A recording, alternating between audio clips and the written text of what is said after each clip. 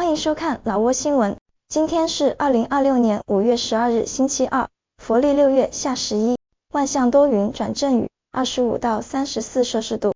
今天的主要内容有外汇牌价、股市行情、黄金报价、燃油价格以及时事要闻。首先来关注外汇。根据老挝外贸银行最新公布的今日外汇价格，美元的银行买入价为21748基普，较上一个交易日下跌7基普，跌幅 0.03%。泰铢的银行买入价为673.26基普，较上一个交易日上涨 0.51基普，涨幅 0.08%。人民币的银行买入价为3202基普，较上一个交易日下跌1基普，跌幅 0.03%。再来关注股市行情。昨日老挝证券交易所整体呈现窄幅震荡走势，综合指数最终小幅收跌，大盘全天在大约14点的范围内波动，反映出市场情绪在震荡中寻找支撑。截至昨日收盘，老挝综合指数收于 1326.54 点，较前一交易日下跌 0.71 点，跌幅仅为 0.05%。昨日市场活跃度尚可，全天成交总量为988200股，成交总金额约为 11.03 亿基普。大盘开盘报 1322.54 点，盘中最低一度下探至 1312.19 点，随后获得支撑反弹，最终以近乎全天最高位收盘，显示出一定的抗跌性。昨日两大权重蓝筹股双双收涨，起到了一定的护盘作用。外贸银行昨日表现稳健，成交量达到 18.49 万股，股价小幅上涨10基普，收于2280基普。老挝电力紧随其后，同样录得10基普的涨幅，收于2200基普。萨万尼昨日成为跌幅最明显的个股，股价重挫180基普，收于2800基普。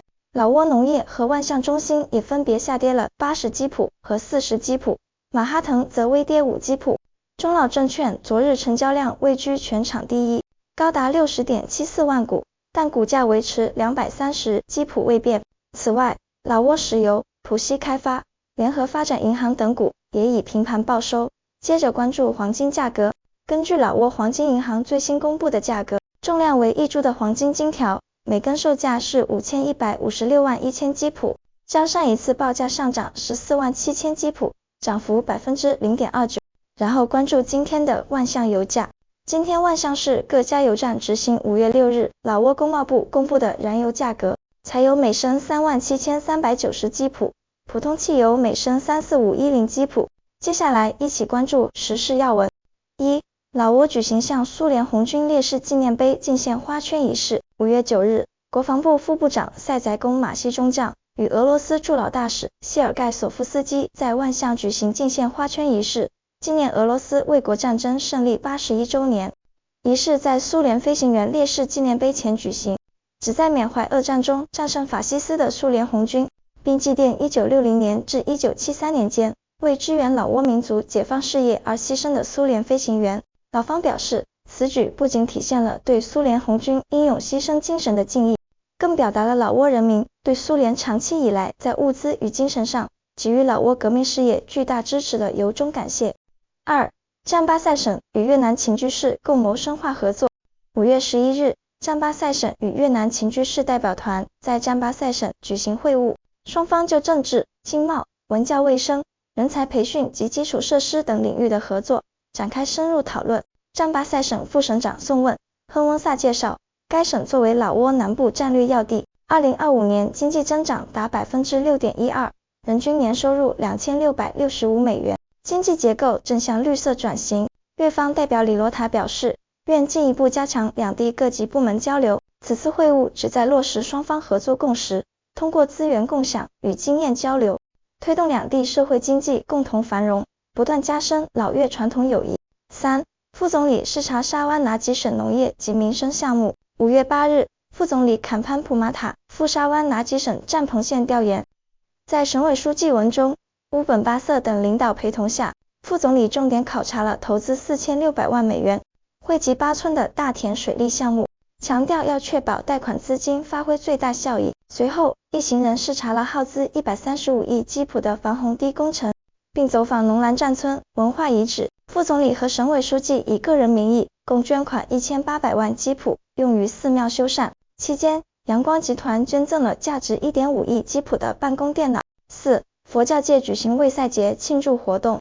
5月8日，中央佛教联谊会在塞塔尼县举行佛历2569年卫赛节庆祝仪式，本塔卫、巴什迪萨大长老与西吞赛亚翁颂大长老共同主持，当地政府官员及大批信众出席。卫赛节作为联合国教科文组织承认的国际节日，纪念佛陀诞生、成道与涅槃三大神圣时刻。西吞赛亚翁颂大长老在会上详述了节日渊源及佛法在当代生活中的指引作用。塞塔尼县委书记勇坎西哈科强调，佛教教义倡导行善报恩、持戒自律及社会和谐，呼吁信众通过践行佛法来提升自我，并为年轻一代树立道德榜样，共同维护国家的团结与法治。5. 公共工程与运输部部长视察沙耶五里。5月10日至11日，公共工程与运输部部长列莱西维莱视察沙耶五里省，重点调研老泰边境防坡堤及交通工程。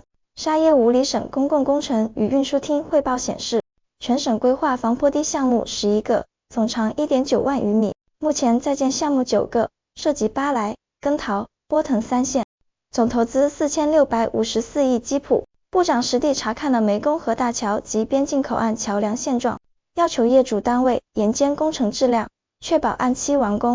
同时，他指示省厅尽快修缮受损路段，强调完善的交通体系对保障国防安全及促进区域经济循环具有重要意义。6. 万象市联合清理西科达蓬线路边非法垃圾堆。5月9日，万象市市长希里拉通新通平率队，在西科达蓬线2条新修公路沿线开展垃圾清运行动，行动联合县、村多级政府及志愿组织，重点清理了7处被非法倾倒在空地的生活及建筑垃圾，并由专业清运公司协助转运。西科达蓬县县长本米塞亚翁强调，当前整治行动属临时补救，根本解决仍需市民自觉。他呼吁沿线地主和居民充当耳目，发现偷盗行为及时举报，官方将保护举报人隐私。同时提醒，乱扔垃圾不仅破坏首都形象，更产生恶臭，影响居民健康。呼吁全体市民从源头禁绝乱投乱放，共同维护家乡整洁。7. 万象一面包车闯入快速公交专用道，引发碰撞。